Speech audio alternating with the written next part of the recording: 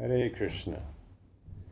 Então, nós estamos lendo do Srimad Bhagavatam, 11º canto, 7º capítulo, no verso 40. Vamos ler o sânscrito juntos. Vishayeshvasvisinam yogim, Vishayeshvasinam yogim, Vishayeshvavishan yogim, Vishayeshvasishan yogim. Vou começar de novo. Vishayeshvavishan yogim, Nanadharmishu sarvataham, Nanadharmishu sarvataham, Gunadosha vyapetatmam, Gunadosha vyapetatmam, Gunadosha vyapetatmam, Navishajeta vayuvat, Navishajeta vayuvat. Muito bem, vamos lá de novo. Vishayeshvavishan yogim, Nanadharmishu sarvataham, Nanadharmishu sarvataham, Gunadosha vyapetatmam, Navishajeta vayuvat. Ok, vou ler sozinho agora. Vishayeshvavisham yogi nanadharmishu sarvataha, Gunadosha vyapetatma, Navishajeta vayuvat. Vishayeshu, em contato com objetos materiais. Avishan, entrando. Yogi, alguém que atingiu o autocontrole.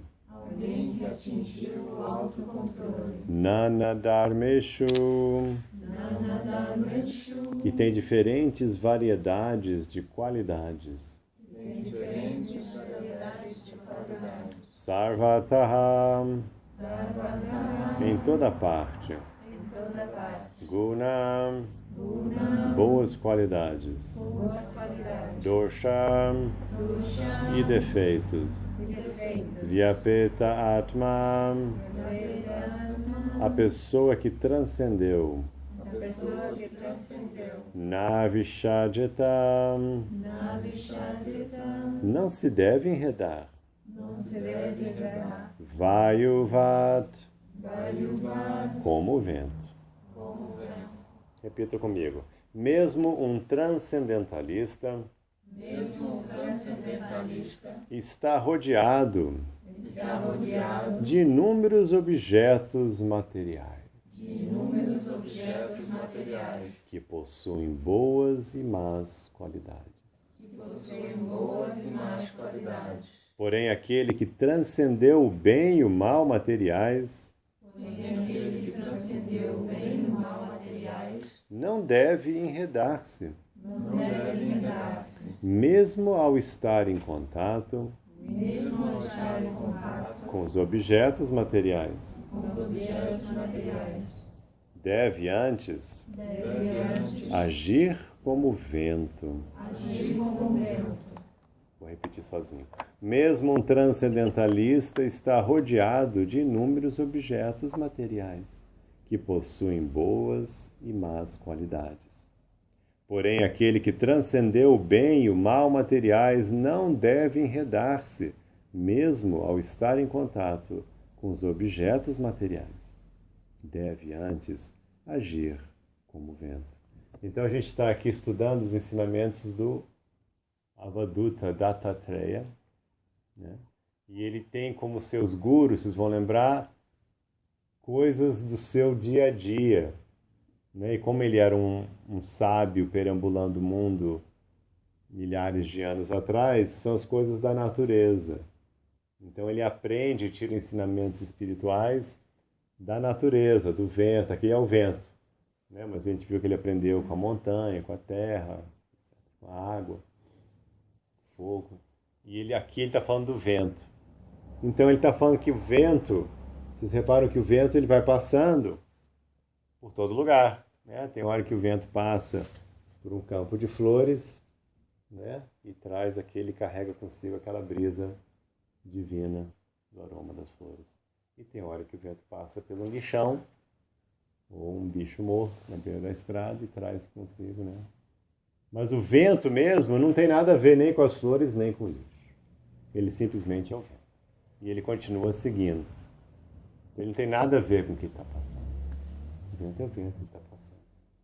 Então, assim também o transcendentalista, ele vai ter que aprender essa arte de, enquanto você está aqui nesse mundo, você está se envolvendo com outras coisas, você está em essas coisas ao seu redor, mas o seu foco for transcendental, se você manter o conhecimento de quem você quem é Deus, o que você está fazendo, seu propósito, aí você não se enreda, você não se contamina com a situação ao seu redor. Você continua seguindo no seu caminho. Como o vento vai continuar seguindo, depois das flores, do lixo, ele continua seguindo, né? E não vai ficar sempre carregando aquele cheiro de flor, nem aquele cheiro de lixo. Okay? Mais ou menos assim. Vamos ler o significado. O vento é a manifestação externa do ar, ao passo que prana é a manifestação interna. Ao passar sobre as cachoeiras, o vento carrega gotículas de água límpida e assim se torna muito refrescante. Parece que foi escrito aqui em Alto Paraíso, né? Parece que acabaram de escrever o significado aqui em Alto Paraíso, né? Vocês acabaram de chegar da cachoeira e aí você lê isso aqui. Então deu para entender bem esse exemplo, não deu? Todo mundo... eu me lembro. Então, né, o vento passa, muito refrescante. Às vezes, o vento sopra através de uma bela floresta, carregando as fragrâncias de frutas e flores. Outras vezes, o vento pode alimentar um incêndio que reduz a mesma floresta a cinzas. O vento, contudo, estando fixo em sua própria natureza, permanece neutro em suas atividades, tanto auspiciosas quanto inauspiciosas. De forma semelhante, neste mundo material, inevitavelmente enfrentaremos situações agradáveis e desagradáveis.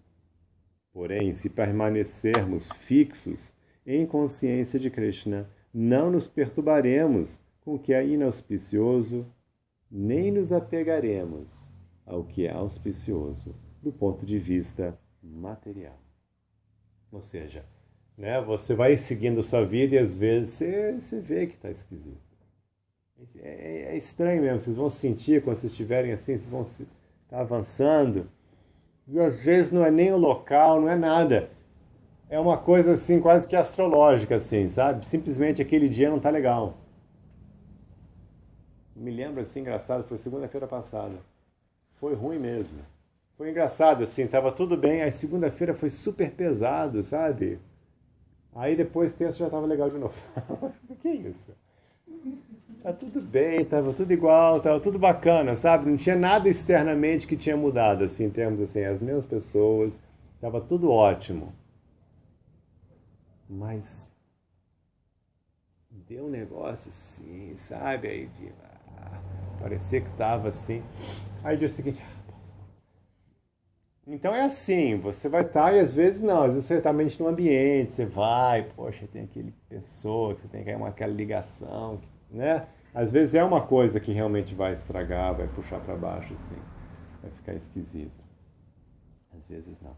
Mas enfim, então você tem que Por isso que tem aquele verso no Bhagavad Gita, no capítulo 14, que Krishna fala assim, que quando Arjuna pergunta, Krishna, como é que se comporta a pessoa que já transcendeu a natureza material, os modos, os gunas? Como é que a pessoa se comporta? E uma das respostas que Krishna dá, não sei se você lembra, é que a pessoa não se preocupa se ela está sentindo sattva ou não. Ela não se preocupa, ela fica equânime, mesmo quando ela está sentindo uma coisa pesada, dos gunas mais pesados, né, sattva, rajas, você está sentindo realmente um tamoguna.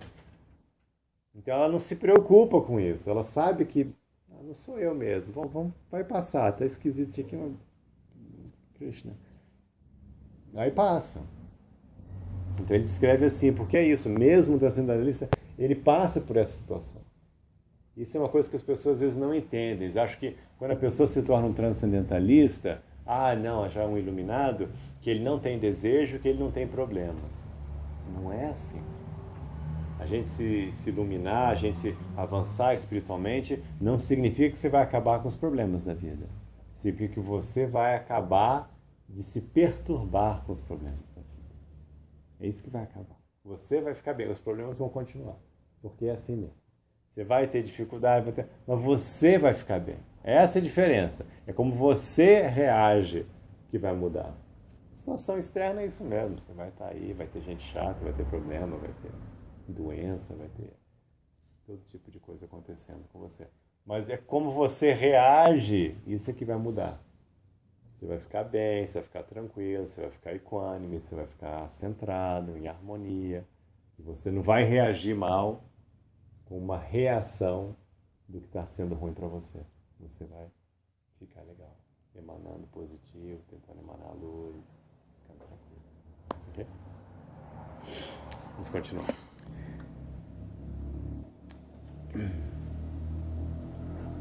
No decorrer de seus deveres espirituais, o devoto às vezes se encontra cantando Hare Krishna numa bela atmosfera rural. Outras vezes ele se vê fazendo o mesmo numa cidade infernal. Em ambos os casos, o devoto fixa sua mente no Senhor Krishna e experimenta bem-aventurança transcendental. Embora passe pelos lugares mais escuros e ameaçadores, o vento não se assusta nem se perturba.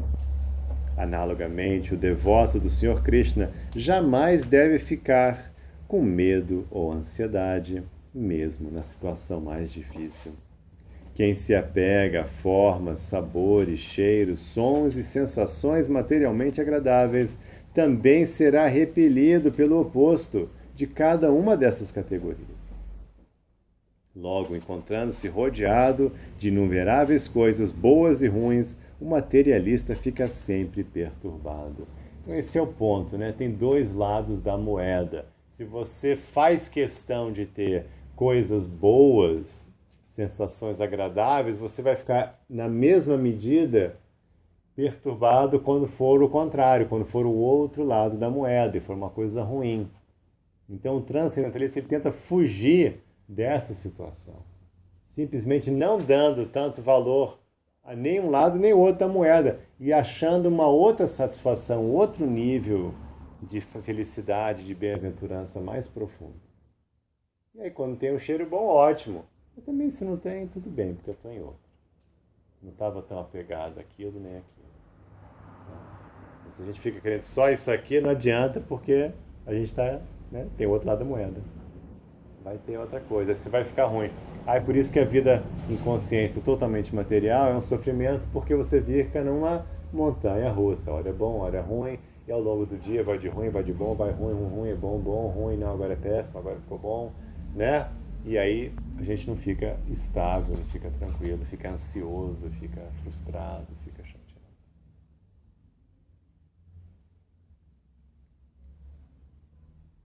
Quando o vento sopra em muitas direções ao mesmo tempo, a atmosfera fica agitada. Do mesmo modo, se a mente estiver sempre se sentindo atraída e repelida pelos objetos materiais, haverá tanta perturbação mental que será impossível pensar na verdade absoluta em Deus. Portanto, deve-se aprender do vento, a arte de se mover por todo o mundo material, sem apego. Verso 41.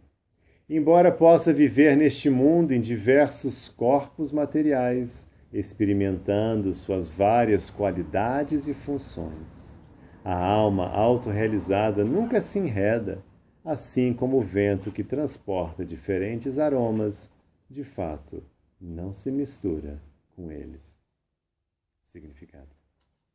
Embora tenhamos experiência de que o vento se apresenta ora fragrante, ora fétido, dependendo dos aromas que transporta, ele, na verdade, não muda sua verdadeira natureza. De forma semelhante, embora consideremos determinada pessoa como forte ou fraca, inteligente ou retardada, bonita ou feia, boa ou má, a alma espiritual pura, que é a verdadeira pessoa, de fato não possui nenhuma das qualidades do corpo, senão que é apenas coberto por elas, assim como o vento é coberto por diferentes aromas. Logo, a pessoa consciente de Krishna sempre sabe que é diferente do corpo temporário. Ela experimenta as diversas transformações do corpo, tais como infância, adolescência, maturidade e velhice. Contudo, embora experimente as dores, prazeres, qualidades e funções deste corpo, a pessoa consciente de Krishna jamais pensa que é o corpo. Ela sempre compreende que é uma alma espiritual eterna, parte integrante do Senhor Krishna. Como se confirma neste verso, na Yujyate Yogi, ele não se enreda. A conclusão é que nunca se deve considerar uma pessoa consciente de Krishna em termos de designação corpórea, mas deve-se vê-la como um servo eterno do Senhor. Então esse é o princípio básico da consciência de Krishna. É você não se identificar com seu corpo e tampouco com as qualidades que o corpo possui, né? Beleza, feiura, inteligência, todas essas variações que a gente tem e experimenta. A gente não é o corpo, a gente é uma alma eterna. E assim também a gente deve enxergar os outros da mesma forma. Você deve poder olhar para uma pessoa e a primeira coisa que você vai lembrar é que ela de fato é uma alma pura, uma parte integrante de Deus, um servo eterno de Krishna. A primeira coisa que você deve ver é isso, você deve reconhecer esse elemento transcendental da pessoa. Essa é a visão de igualdade, de você ver as coisas de forma transcendental. Você vê a alma espiritual dentro de cada um. Todo mundo igual, no sentido de todo mundo ser filho ou filha de Deus. Diferente porque cada um é um indivíduo. Cada um é um indivíduo. Mas um indivíduo puro e perfeito, uma centelha de Deus. Então você enxerga cada um como tal, como uma centelhinha de Deus. E na nossa vida, as sensações que a gente tem vão passar. Você tem uma qualidade boa, não se apegue a ela, porque ela foi emprestada, ela pode ser tirada de você a qualquer instante, seja lá qual for a qualidade. É uma dádiva, é uma coisa que você recebeu para essa encarnação, para você usar aquilo para servir Deus. Então não importa o que você vê, não importa o que você tem. Se você usar aquilo de forma bacana, equânime, a serviço de Deus, isso é a perfeição. A perfeição não é medida no que você tem, esse é o paradigma material, que a gente avalia as coisas de forma externa. Ah, peraí, você tem tanto que aí, você tem tanta beleza, seu cabelo assim, seu cabelo assim. Isso é uma avaliação material. Na espiritual, é como que você está utilizando aquilo que você tem. Como que você está usando o que você recebeu. Aí sim, tem uma notinha lá, de 0 a 10, entendeu? Mas então você vai saber que é bom quando você usa tudo bem. Então, perfeito. Ah, mas eu não tinha nada, eu era burrinho, feinho. Ótimo, mas você usou tudo aquilo para Cristo? Usei, então nota 10. Então, às vezes, quanto mais poder que você tem, quanto mais beleza, quanto mais inteligência, isso é até o desafio maior, porque você vai ter que usar tudo isso de forma correta, transcendental, em harmonia com a vontade divina. Se você não fizer isso, você vai estar falhando na medida que você está deixando de usar. Por exemplo, você pode ter uma certa opulência, pode ser bonito, você pode ser inteligente, você pode ser rico, aí você fica orgulhoso. Aí é um problema para a alma, né? Porque orgulho é uma qualidade assúrica, a gente viu, né? Então, isso tira você. Se você fica orgulhoso de uma coisa que você tem, aí você perdeu a noção de quem você realmente é, de onde veio a coisa, do que está acontecendo aqui. Na realidade, você fica em ilusão. Se você tem muito dinheiro e você não consegue aplicar esse dinheiro bem, de forma nobre, você vai se implicar, porque é né, pecado de avarice, né? Você ficou segurando uma energia que podia ter tido um efeito legal e você não utilizou. E aí? Então, às vezes é melhor, não tem dinheiro nenhum, tá bom, então ninguém vai te culpar de ser avarento, né? Você não tem dinheiro nenhum, né? Mas se você tem muita, você tem esse risco. Então, por aí vai. Quanto mais poder, influência, beleza, fama você tiver, mais cuidado você tem que ter, mais trabalho dá. É uma bênção, porque facilita o serviço a Deus, mas ao mesmo tempo é uma responsabilidade. O mestre espiritual gosta de citar o tio do Spider-Man, que diz no filme que diz no filme que com poder vem responsabilidade. Então, com grande poder vem grande responsabilidade. Né? Muito engraçado que é isso, é um ensinamento védico lá no filmezinho do Spider-Man. Quem lembra dessa? Você lembra dessa fala? Não é? Eles estão no carro lá, você lembra? Mas eu tava citando o tio do Spider-Man. Mas é isso, com grande poder vem grande responsabilidade. Então a gente tem que só equilibrar. O que você tem, você usa. E assim vai o fluxo, vai tranquilo, você vai ficar em paz. Só saber que está tudo passando, é tudo um fluxo, e o que você tem, você está usando, canalizando para o bem, para o bem-estar, para a luz, para a sua elevação. Só você ficar soltinho nessa sensação e dá tudo certo. Você não pode ser isso que significa enredar-se. Isso é essa frase que foi citada aqui, na yujate. Ele não, yud é a mesma raiz de yoga, né? Yud é a raiz da palavra yoga, yoga significa conexão. Então aqui está escrito não yoga. Então o yogi não deve fazer yoga com a matéria. Esse aqui é a frasezinha, estou dando esse trocadilho em sânscrito. Não faça yoga com a matéria. Faça yoga com a transcendência, com o divino. Então o yogi não deve se conectar, se enredar, se complicar com as coisas do mundo material. E como é que começa isso de novo? Que você acha bom, acha ruim, acha bom, acha ruim, acha bom. E aí é como você vai se afundando. Acha bom, acha ruim. Quando você vai ver, você está todo lá na laminha até o pescoço, entendeu? Não acha bom, acha ruim. Você tem que ficar tranquilo. Algum comentário, alguma pergunta?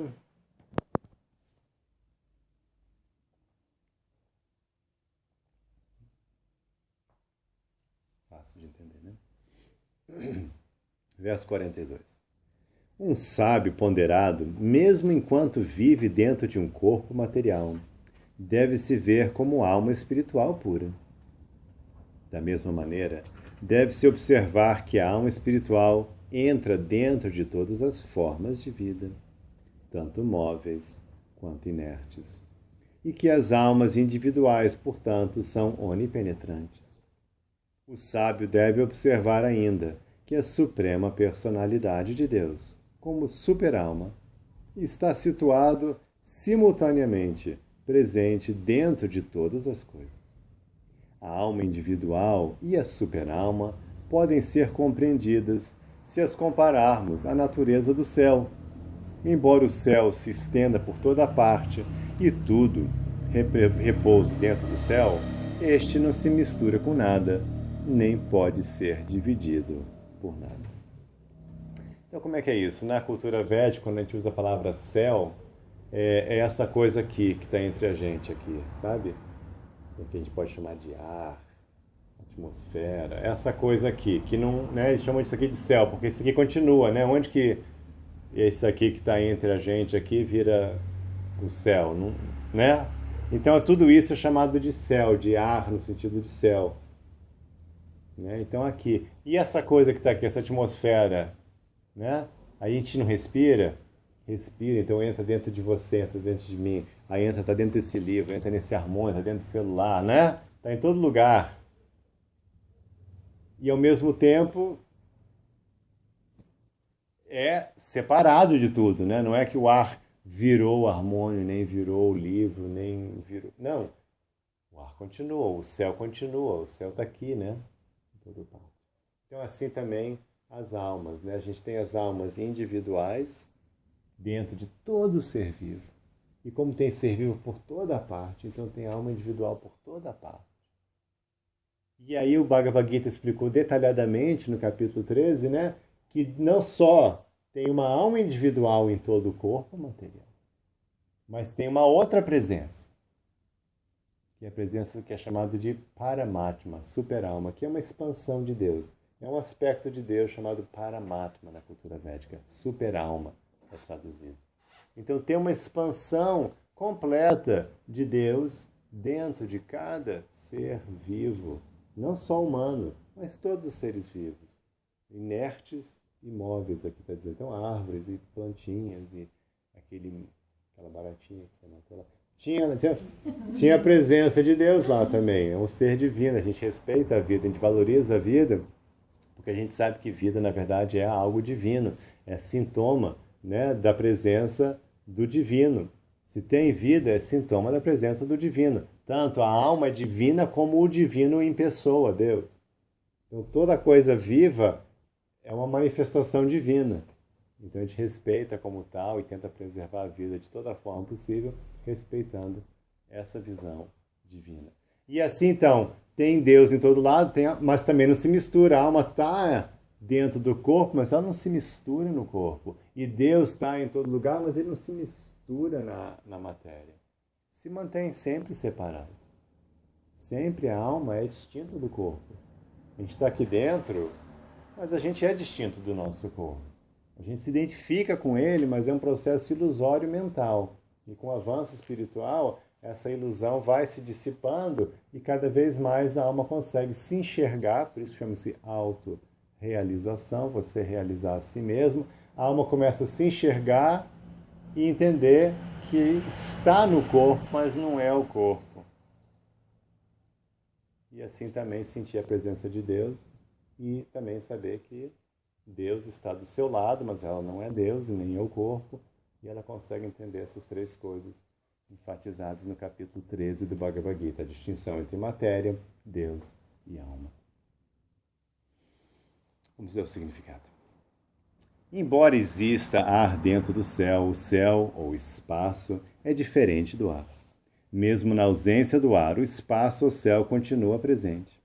Todos os objetos materiais se situam dentro do espaço ou dentro do vasto céu material, mas o céu permanece indiviso e, embora acomode todos os objetos, na verdade nunca se mistura com nada. Dessa maneira, pode-se compreender a situação tanto da alma individual quanto da super-alma. A alma individual é onipenetrante, porque existem inúmeras divatmas, que é o nome de alma, divatmas, que entram em todas as coisas. Todavia, como se confirma na literatura védica, cada atma, cada alma individual, permanece infinitesimal. O Svetashvatara Upanishad 5.9 declara: Palagra Shata Bhagasya Shatada Kapitasya Cham Bhagojiva Savigyayam Sachanantaya Kalpatem. Quando a ponta superior de um fio de cabelo é dividida em 100 partes, e cada uma dessas partes volta a ser dividida em 100 partes, cada uma destas partes é a medida da dimensão da alma espiritual. É engraçado que tem essa medida na cultura védica. Dita que se você fosse ver assim, não dá para ver porque está em outra frequência, é a alma. Mas o tamaninho dela é 10.000 avos de um fio de cabelo. É bem pequenininho mesmo. É nível de nanotecnologia mesmo. Você pega um fio de cabelo e você divide em 10.000 vezes. Seria o tamanho da alma. Claro que mesmo assim você não pode ver num microscópio porque ela não é feita de matéria. Então você não consegue enxergar porque ela é feita de outra coisa e o microscópio não capta a luz, né? Ela não vai... Fótons não vão quicar da alma. O mesmo se afirma no Srimad Bhagavatam. Keshagar Shata Bhagasya Shatam Sadrishatmakaham Jiva Shukshma Svarupoyam Sankyatito Ichit Kanaham. há inúmeras partículas de átomos espirituais, cada um dos quais mede 1/10 de milésimo da porção superior de um fio de cabelo. Então, se vocês queriam saber o tamanho da alma, agora vocês sabem. Vocês são todos muito baixinhos. Todo mundo aqui é muito pequenininho. Imagina, e é tão poderosa, né, a alma, que ela entra no corpo de um dinossauro, né, uau, ilumina o dinossauro todo com consciência, entra no corpo, né, mas é um negocinho mínimo. Aquela baleia gigante, ela ilumina todo aquele corpo com consciência, né, aquele corpinho tão poderoso. A suprema personalidade de Deus, porém, é onipenetrante, porque Ele mesmo está presente em pessoa em toda parte. O Senhor é conhecido como Adwaita, ou indivisível. Logo, a mesma personalidade de Deus, inigualável, existe em toda parte, assim como o céu. Assim como o céu. Todavia, não se prende a nada, embora tudo repouse dentro dele. No Bhagavad Gita 9.6, o próprio Senhor confirmou esta análise de sua onipenetrância. No verso 9.6 diz assim: Yatakashastito nityam vayu sarvatra gomahan tata sarvani bhutani matstaniti upadharayam. Compreende que, assim como o vento poderoso que sopra em toda parte sempre permanece no céu, todos os seres criados repousam em mim. Então, essa é uma das afirmações, né, uma das definições de Deus, que tudo está em Deus, tudo repousa em Deus. Aí tem aquele verso bonito, lembra aquela explicação? Que Deus é como o fio do colar de pérolas. Então todas as pérolas repousam no fiozinho, aí você não vê o fio, você só vê as pérolas, mas o repouso de tudo é Deus. Assim, da mesma forma aqui, a gente não consegue enxergar Deus sempre, mas Ele é o repouso, o último de tudo. Tudo está em Deus. Esse fio seria o Brahma-jyoti? Não, é Krishna. E Krishna tem a sua luz, o Brahma-jyoti, tem ele pessoalmente, mas ele fala, eu sou a base, eu que sustento, tudo está em mim. E ainda assim eu estou à parte, ele fala. E ainda assim Deus está à parte, que ele também existe completamente na sua forma pessoal. Portanto, embora se diga que tanto a alma diva quanto a super-alma sejam onipenetrantes, deve-se lembrar que existem inúmeras almas divas individuais, ao passo que há só uma suprema personalidade de Deus. Deus é um e as almas são infinitas. O Senhor é sempre supremo e quem é de fato um sábio ponderado jamais duvida da posição suprema do Senhor. Algum comentário, alguma pergunta? Deu para entender tudo? Então, quando fala de céu, né, esse espaço, tem alguma coisa a ver com o éter? Sim, aqui a palavra seria a tradução para éter, que a gente chama também de vácuo. Enfim, que não traduz, né? Mas o éter, sim. A definição do éter, do vácuo, é aquela coisa que você pode medir. A única qualidade que ele tem é que você pode medir ela. E outra pergunta. Existe uma diferença entre alma e espírito? O espírito é um corpo sutil? Não, a gente até, assim, não. A gente, na nossa tradição, alma e espírito é a mesma coisa. Mas como a gente está no Brasil, que é a terra do espiritismo, né? Da tradição espírita, então eu pessoalmente tento evitar usar a palavra espírito, porque na tradição espírita, espírito é outra coisa. Quando um espírita fala espírito, ele está se referindo ao corpo sutil, que a gente chama de fantasma. Então tá essa confusão. Então no Brasil é melhor você falar, não em espírito, mas falar em alma, falar em transcendência. Ou se quiser ser chique, você fala Atma, ou Divatma, para ficar bem bacana. Entendeu? Então você... Divatma. Então você fala, não estou me referindo ao Divatma. Para ficar claro, porque se não falar espírita, a pessoa já logo pensa assim no vovozinho partido, né? Lá dando dicas. E não, deixei a chave no baú, né? E esse tipo de coisa. Deixei a chave no baú, você gostou, né? Ok, gente, vamos encerrar um pouquinho mais cedo hoje, então. Muito obrigado pelo seu tempo e paciência. Hare Krishna.